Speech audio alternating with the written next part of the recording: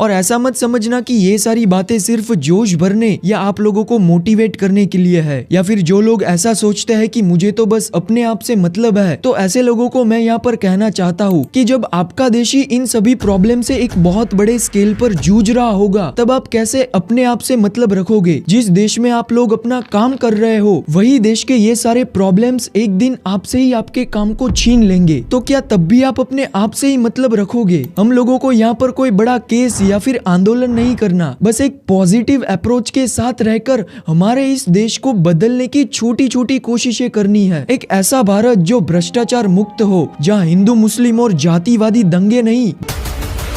बल्कि चरित्र, ईमान और स्वाभिमान का निर्माण हो। हम अगर सोने की चिड़िया अब ना बन पाए तो उसका कोई दुख नहीं है, मगर हम लोग सोने का एक चरित्र तो अवश्य बन सकता है, जहाँ पैसों के आगे ईमान ना बिके, इस कर्ज और बोझ से कोई किसान आत्महत्या ना करे, हर घर में नारी का सम्मान हो और हर युवा के हाथ में नौकरी की कमान हो, जहाँ हर तन पे रोटी, कपड़ा और मकान हो और हर देशवासी के चेहरों पर बस एक छोटी सी मुस्कान हो। और इसीलिए इन आने वाले 5 सालों के लिए अब जो भी सरकार देश को चलाने वाली है, जो भी नेता विपक्ष में बैठने वाले हैं, आप लोग यहाँ पर किस पार्टी को सपोर्ट करते हो और किसको नहीं करते हो, वो बात यहाँ पे कोई मैटर नहीं करती। बात यहाँ पे सिर्फ इतनी मैटर करती है कि किसी भी छोटे से छोटे गलत कदम या फिर गलत चीज के लिए क्या आप अपनी इस छोटी सी आवाज को उठाओगे। क्योंकि अब ये देश दोबारा से चंडीगढ़ के मेयर इलेक्शन का स्कैम, प्रज्वल रेवन्ना की हैवानियत, इलेक्टोरल बॉन्ड का घोटाला, दिल्ली का शराब घोटाला या फिर कुछ भी ऐसी निंदनीय घटना को देखना नहीं चाहेगा। और ये चीजें तभी हो सकेगी जब हम लोग बिना किसी के भक्त बनके, मैं तो मोदी का भक्त हूँ जी, बिना किसी के आदमी बनके, हम लोग कट्टर केजरीवाल के भक्त हैं।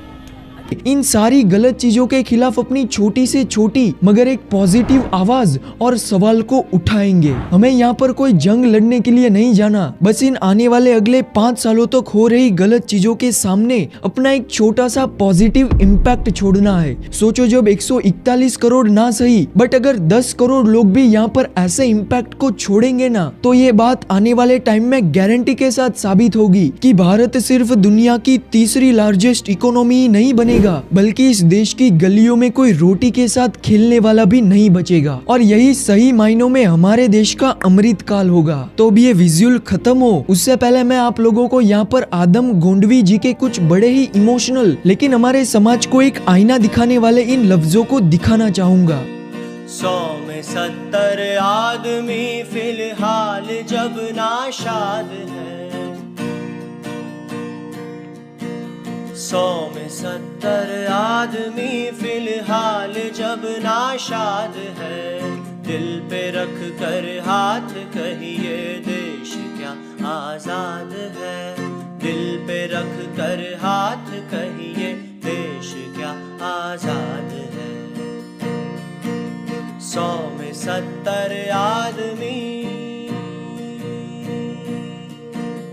कोठियों से मुल्क की मीयार को ना मापिए,